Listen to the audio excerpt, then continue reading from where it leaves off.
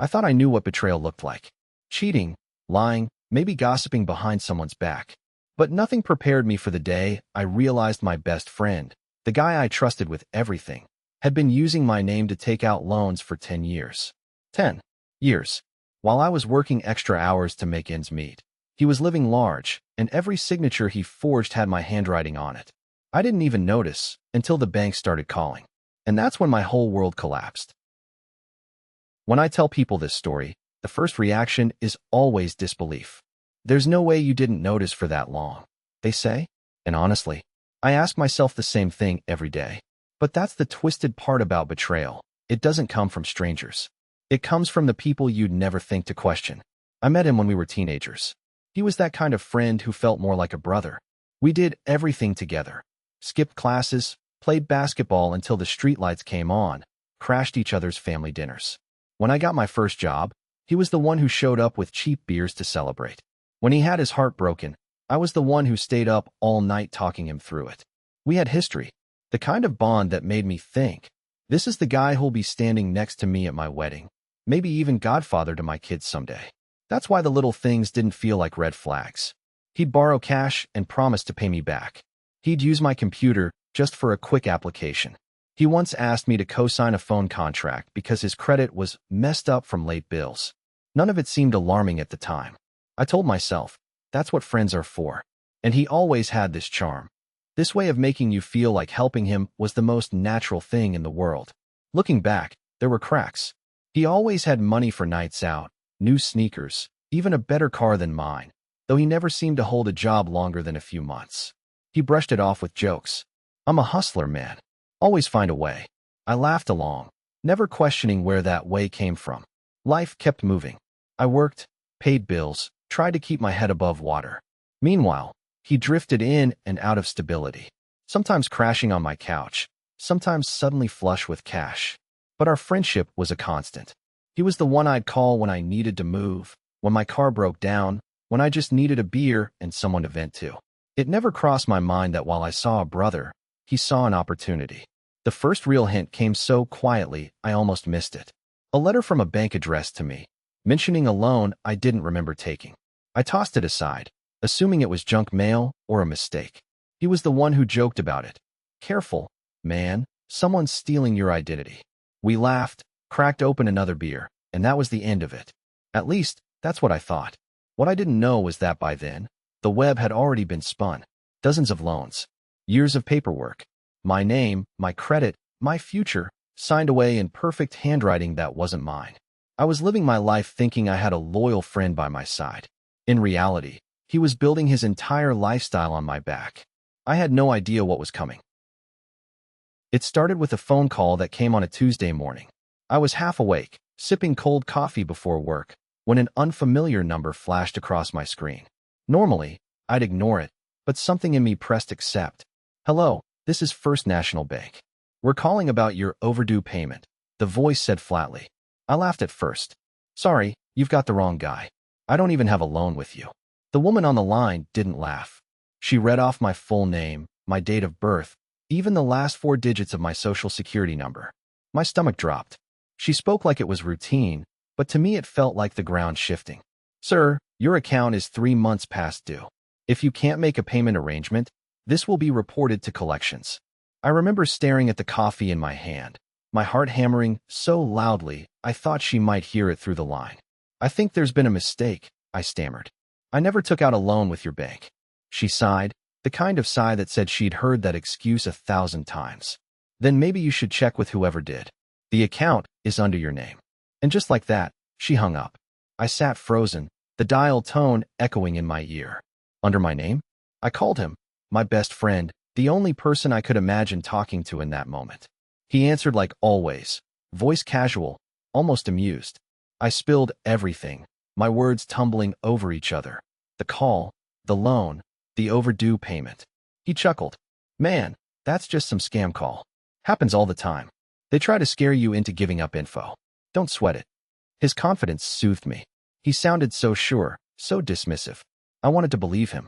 I needed to. So I did. I let myself laugh along, brushing it off. Yeah, you're probably right. Scam artists everywhere. But the feeling wouldn't leave me. That crawling sense under my skin, like something was off. Like the silence after a joke lands wrong. The next week, another letter came. Same bank. This time it was bold red letters across the page. Final notice. My chest tightened as I unfolded it. And again, it was my name at the top. My address. My signature. Except I had no memory of writing it. I showed it to him. He took one glance and shrugged. Dude, systems mess up all the time. Just toss it. Or call them and tell them it's fraud. Easy fix. He said it like we were talking about junk mail. I tried to mirror his calm, but inside, the doubts gnawed at me. Fraud. Identity theft. Could someone really be out there pretending to be me? That night, I couldn't sleep. I replayed the phone call in my head, the way the woman had read my details like a script. It didn't feel like a mistake. It felt deliberate. I lay awake, staring at the ceiling, telling myself it was nothing, that it would sort itself out. But the pit in my stomach told me otherwise. Something was wrong, and that was just the beginning. The second letter came 2 weeks later. Different bank this time, different logo, same message, overdue payment. I remember the way my hands shook as I opened it. It wasn't just one loan now, it was plural. Multiple accounts, multiple balances, all under my name. I dropped the envelope on the table and just stared at it, the words blurring. My mind raced. How could this keep happening? Panic set in. I pulled out my laptop and, for the first time in my life, ordered a copy of my credit report. I figured it would be a few pages, maybe one strange account I could dispute. What I got instead was 20 pages of loans, credit cards, lines of credit, all tied to me.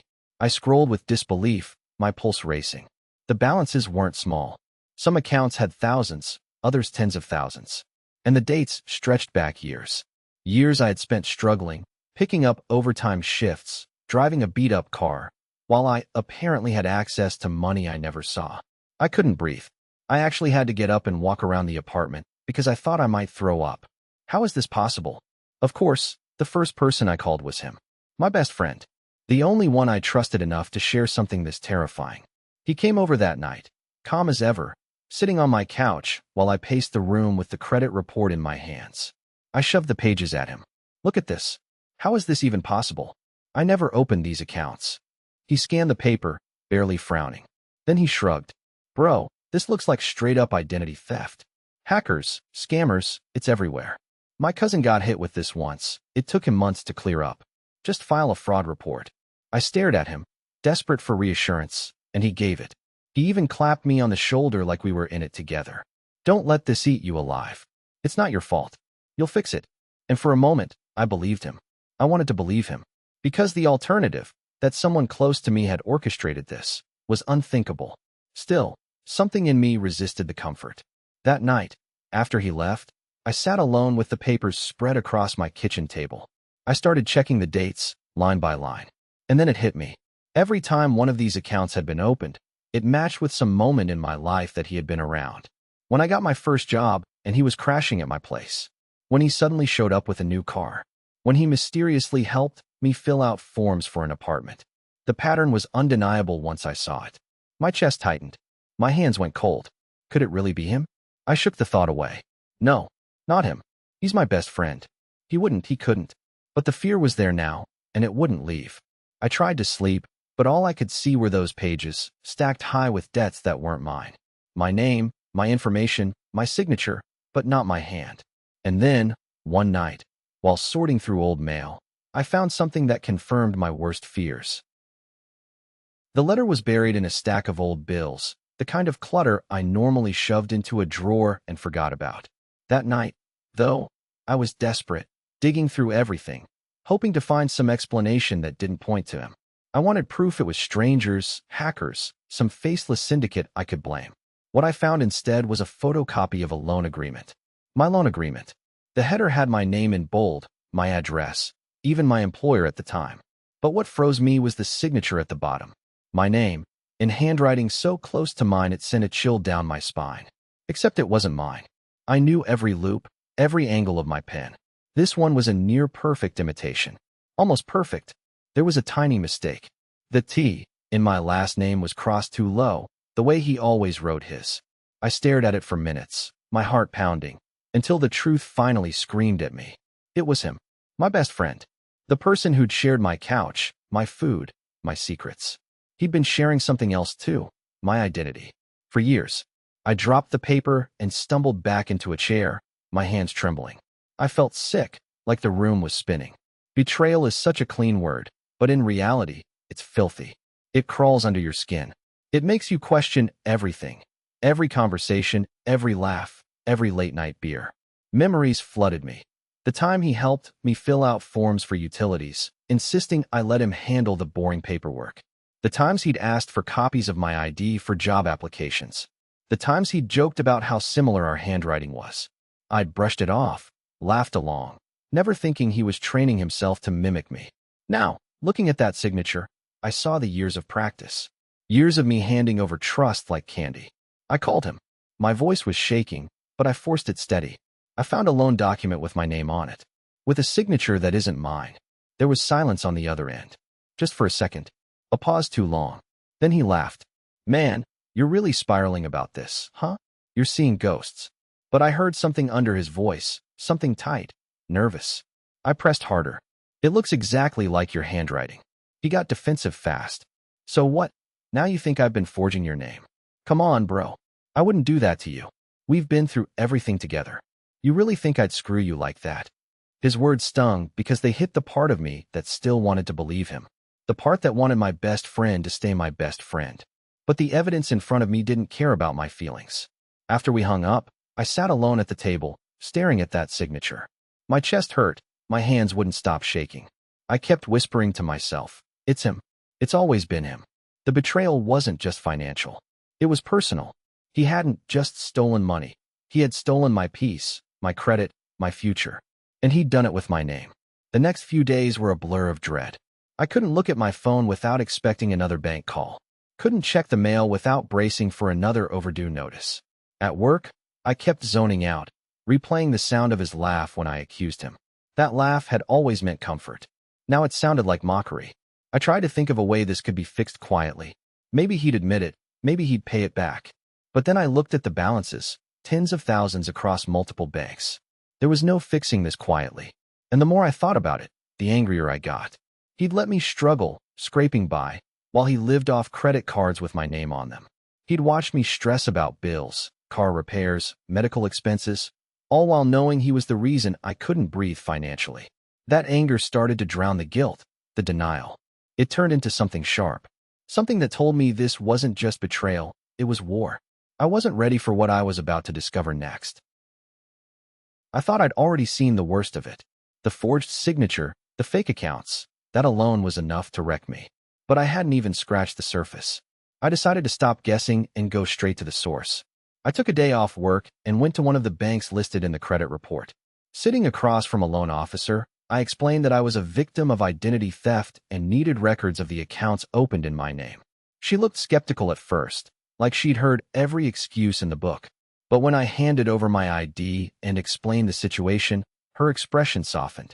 She printed out a stack of files, slid them across the desk, and said, "You might want to sit down for this." I flipped through the pages, and each one hit like a punch to the gut. Dozens of loans, stretching back nearly 10 years. Credit cards maxed out, lines of credit opened and abandoned, personal loans never repaid. The total balance owed was staggering, well over $100,000. My head spun just looking at the numbers. But it wasn't just the money. It was the details. Each application listed my information, but the phone number wasn't mine. The email addresses were slight variations of mine, created just for this. And the signatures, always mine, but not mine. That same crooked T, the one I recognized from his handwriting. It all clicked. This wasn't random. It wasn't strangers in some foreign call center. It was him. My best friend had been running an entire second life under my identity, year after year, right under my nose. I asked for copies of everything. The woman gave me a sympathetic look, like she wanted to say she'd seen this before. "You should probably file a police report," she said gently. Walking out of the bank with that stack of papers in my bag, I felt like I was carrying a coffin. Each page was another nail in the friendship I thought we had. At home, I spread the documents across the table, lining them up by date. The pattern was undeniable. Every time he'd shown up with something new, a phone, a car, a wad of cash, there was a corresponding loan in my name. The worst part? Some of the loans dated back to the very beginning, almost a decade earlier. He hadn't just slipped once, desperate and broke. He'd made a career out of it, a lifestyle, and he'd done it by bleeding me dry. I sat there for hours, staring at the mountain of evidence. My hands clenched into fists. My chest felt tight, like I couldn't get enough air. The betrayal was no longer a suspicion. It was fact, documented in black and white. And yet, a part of me still resisted, still whispered, maybe there's an explanation. Maybe he was planning to pay it back. Maybe he didn't realize how bad it had gotten. But deep down, I knew better. He realized. He planned. He used me because he knew I trusted him too much to ever question it. This wasn't just a mistake. It was 10 years of lies. 10 years of my life being quietly stolen. And I was only beginning to understand how deep the hole really went. I didn't sleep that night, or the night after. Every time I closed my eyes, I saw those papers spread across my table, my name twisted into debt, my trust weaponized against me. I kept pacing the apartment, replaying every moment of our friendship. All the late-night talks, the rides I gave him, the times I vouched for him when nobody else would. I thought about the times he smiled in my face while secretly signing away my future. The memories made me sick. But what do you do when the person who betrays you is someone you love like family? Do you confront them? Do you go to the police? Do you keep quiet, hoping they'll make it right? My mind bounced between fury and guilt. 1 hour, I was ready to storm over to his place and throw the evidence in his face. The next, I was paralyzed by the thought of seeing him deny it again, looking me in the eye and swearing he'd never hurt me. And then came the fear. What if the banks didn't believe me? What if they thought I was complicit? What if I ended up paying for everything he'd done? My chest tightened at the thought of collectors hounding me for money I never saw, ruining my credit forever. I'd stand by the window at 3 a.m., staring at the empty street, whispering to myself, why me? Why him? The quiet of the night made the questions louder. There was no easy answer. Part of me still clung to the idea of protecting him, of preserving what was left of our friendship. But another part, the louder, angrier part, kept reminding me he hadn't protected me. Not once. He'd chosen himself every time. By the third sleepless night, the decision hardened in my chest like stone.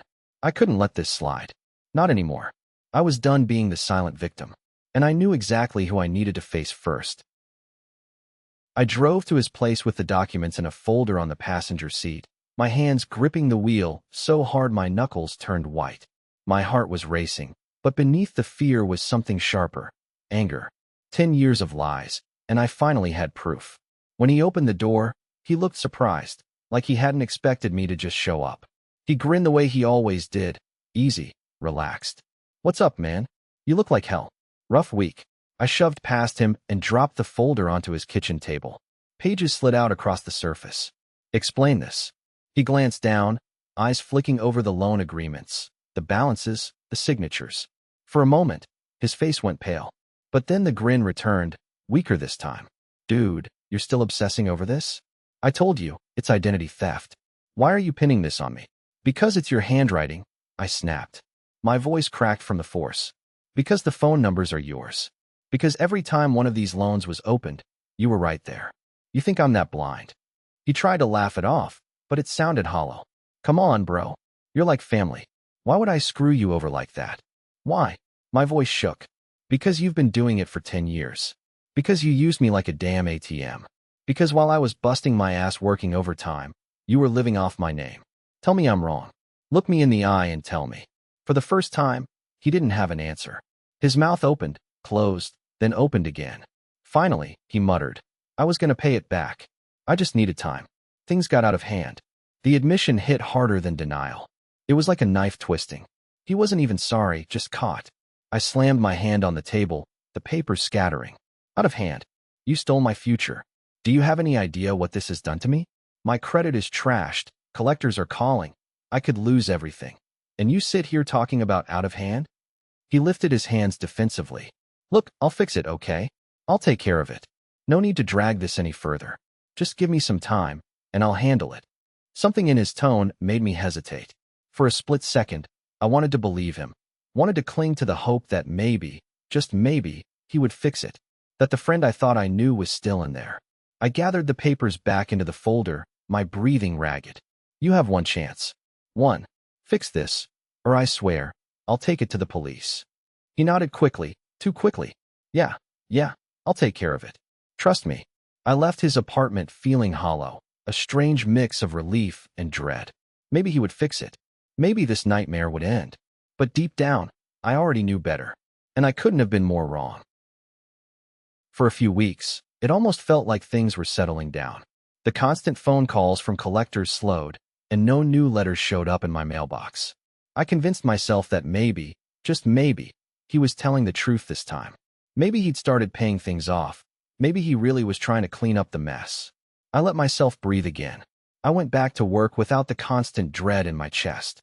I even managed to sleep through the night for the first time in months.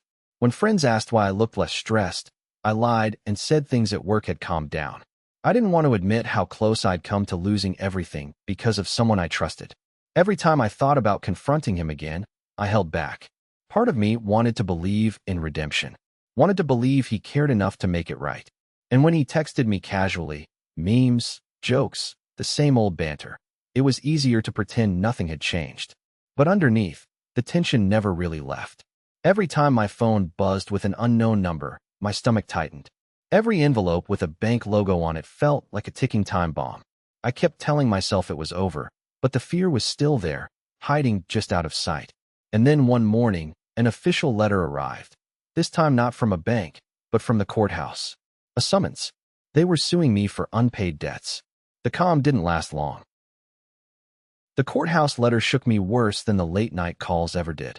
A bank could be ignored, a collector could be blocked, but a summons? That was the law dragging me in by the collar. The paper was cold and official. You are hereby ordered to appear in court regarding unpaid debts totaling $87,000. My hands trembled as I read it over and over. $87,000. That was more than I made in 2 years. I couldn't keep pretending this was just a mistake. I couldn't keep hoping he would fix it. He hadn't fixed anything. He'd only buried me deeper. The day of the hearing, I sat in the courtroom in a stiff chair, clutching a folder of every document I had collected. My stomach was in knots. Across the room, lawyers in sharp suits stacked files against me like weapons. To them, I wasn't a victim. I was the debtor, the liar, the man who borrowed and didn't pay. The judge asked for introductions, and my name echoed through the room. My mouth felt dry as sand. The bank's lawyers started reading off account numbers, balances, dates. Each one landed like a blow. I wanted to stand and scream. That's not me. I never saw that money. But when I glanced down at the paperwork, the signatures told a different story. My story. My name. My handwriting. I caught myself staring at the crooked T again, that telltale slip. It was the only thing tethering me to the truth. It wasn't me. It was him. After the session, I tried calling him. No answer. I called again. Straight to voicemail. I texted, "They're dragging me to court. Where the hell are you?" Nothing. Silence. That silence was worse than the shouting I'd imagined. He wasn't just denying it now. He was disappearing, leaving me to choke on the consequences. I left the courthouse feeling like a man with no skin, raw and exposed. Reporters weren't there, but it felt public all the same. Neighbors, co-workers, they all knew something was happening. Whispers followed me. People asked careful questions like, "Everything okay?" while their eyes screamed judgment.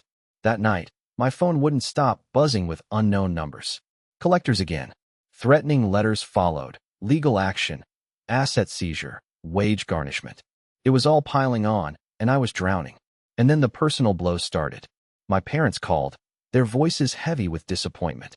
"Why didn't you tell us you were in so much debt?" My sister hinted that maybe I had a gambling problem. Friends stopped inviting me out. I saw it in their eyes. They didn't trust me anymore. He had destroyed my finances, but worse, he was burning down my reputation. One night, cornered by fear, I drove to his apartment. His car was gone, windows dark. A neighbor leaned out the door and said casually, "Oh, he moved out last week. Didn't he tell you?" I stood there in the empty hallway, fists clenched, rage flooding me. He hadn't just left the friendship. He'd fled the scene of the crime.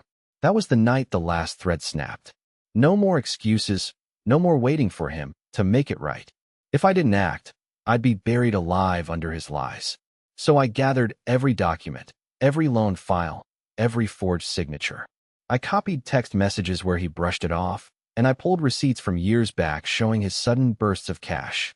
I even found an old photo of him flashing the keys to that car he bought. The one I now knew was funded by a loan under my name. The next morning, I walked into the police station with a folder so thick it barely fit under my arm. My heart was hammering, but this time it wasn't from fear. It was from resolve. What happened next? I whispered to myself as I stepped inside.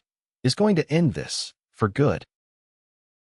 Filing the police report should have felt like relief, like the first step toward justice.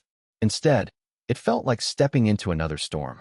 The officer behind the desk listened, took the documents, nodded at the forged signatures. He typed slowly into his computer, expression unreadable. When I finished unloading 10 years of betrayal onto him, he just said, "We'll investigate. Don't expect this to be quick." Walking out of the station, I felt smaller than ever. The weight of the folder was gone, but the burden stayed pressed on my chest. Nothing changed immediately. The bank still called. The debt collectors still sent letters. My family still looked at me with that quiet doubt in their eyes. And the worst part? He was gone. Vanished. No calls, no texts, no chance to scream in his face. It was like he'd dissolved into thin air, leaving me to carry the wreckage alone. Nights blurred together. I lay awake staring at the ceiling, imagining him out there somewhere. Maybe drinking, maybe laughing with new friends, maybe planning his next scheme. Meanwhile, I was the one drowning, my name ruined, my life on pause. I started avoiding people. Coworkers whispered when I walked by, their curiosity impossible to hide. Friends stopped checking in. I couldn't blame them. Who wants to hang around someone branded as a fraud? One evening, after another collection call where the agent threatened wage garnishment, I sat in the dark with my head in my hands. My chest ached like a vice was closing around it. For a second, I wondered if this was the rest of my life. Fighting calls, fighting letters, fighting whispers. All because I trusted the wrong person. I thought about giving up. Not in the dramatic way. No pills, no cliffs, but in the quieter sense. Stop answering the phone. Stop fighting the debts. Just let them swallow me whole. At least then the battle would end. But then I remembered that crooked T in the signature. The one mistake that proved the truth. That small slip of his handwriting became my anchor. It reminded me that this wasn't me failing, it was him stealing. And if I didn't fight back, he'd win. I realized something sitting in that dark room. Justice wasn't going to fall into my lap. If I wanted my life back, I had to drag it out of the shadows myself. So I picked up the phone, not to call him, but to call the detective assigned to my case. My voice shook as I said, "I have more evidence. I need to make sure you see it." That was the moment the despair cracked, just slightly, letting in a sliver of resolve. And that's when I knew what I had to do to end this once and for all. The call came on a Thursday morning. I was at work, staring blankly at a spreadsheet, when my phone buzzed. It was the detective I'd been pestering for weeks. "We've located him," he said simply. My heart skipped. "We need you to come down and confirm some documents for the case. After that, it goes to the DA." I left work without even telling my boss. My hands shook on the steering wheel all the way to the station. For months, I'd been drowning in debt and whispers. Now, finally, there was a chance to drag him into the light. At the station, they laid out more documents than I'd ever seen in one place. Loans, contracts, credit card statements. Each one carried my name. Each one poisoned with his crooked little T. I signed affidavits, explained timelines, pointed out the details only I could know. My voice trembled, but with each page I signed, I felt stronger. And then came the moment I hadn't expected. The detective asked me to wait in a side room. 10 minutes later, they brought him in. Shackled, hands cuffed in front, expression defiant but pale. He froze when he saw me. "Seriously?" he snapped, his voice dripping with disbelief. "You sold me out." I laughed bitterly. "Sold you out? You stole from me for 10 years. You ruined my life. And now you want to talk about loyalty?" He shook his head, still trying to wear that cocky grin, but it cracked at the edges. "It wasn't supposed to go this far. You were supposed to be fine. I just needed help." "Help?" My voice rose, echoing off the walls. "You could have asked for help. Instead, you forged my name, buried me in debt, and disappeared when it caught up to you. That's not help. That's betrayal." For the first time in years, he didn't have a comeback. He just stared at me, chained and cornered. And for a brief, twisted second, I felt almost sorry for him. Almost. The detective cut in. "That's enough. Save it for court." And court came fast. The courtroom was packed, not with press, but with creditors, lawyers, even a few familiar faces from the community. Everyone wanted to see how it would end.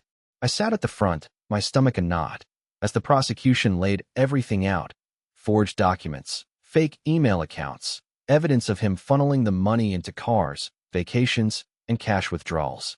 They even showed security footage of him signing contracts, footage where he barely even tried to disguise himself. When they called me to the stand, my hands trembled, but I spoke clearly. I told the judge about the phone calls, the letters, the sleepless nights.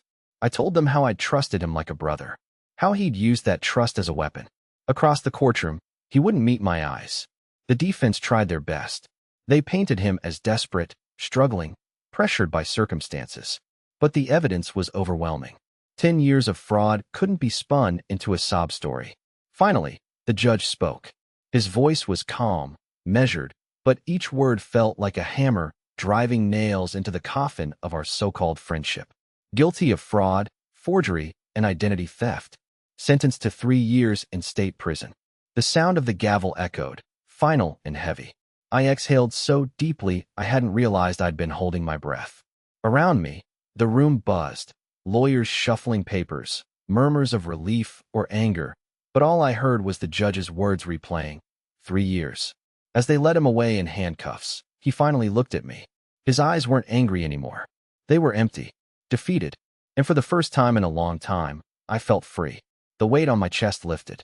Not completely. My credit was still ruined, my name still scarred, but the chains he'd wrapped around me for a decade were broken. Justice had caught up to him, and I was no longer alone in the fight. Watching him disappear through those courtroom doors, I realized something. Sometimes closure doesn't come with apologies or even forgiveness.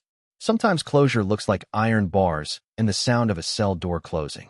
And I could finally start living again.